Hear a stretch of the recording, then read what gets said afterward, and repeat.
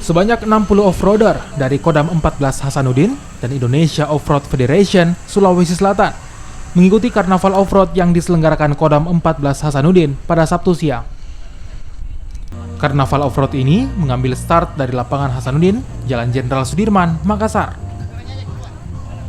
Selanjutnya peserta akan menempuh jarak kurang lebih 27 km menuju Bili-Bili, Kabupaten Goa, dan kembali finish di lapangan Hasanuddin, Makassar.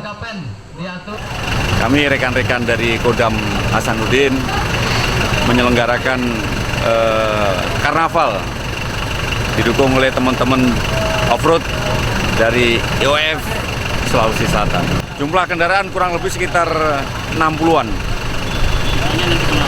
Tujuannya nanti kita berkeliling di sekitar Kota Makassar, kita menggelorakan merah putih bahwa kita bahagia. Negara kita semakin lama semakin maju. Karnaval off-road dilepas langsung oleh Kepala Staf Kodam 14 Hasanuddin, Brigjen TNI Budi Sulistiono, dalam rangka menyemarakan Dirgahayu ke-74 Republik Indonesia, sekaligus menggelorakan semangat merah putih. Arif Tirtana, Kompas TV Makassar, Sulawesi Selatan.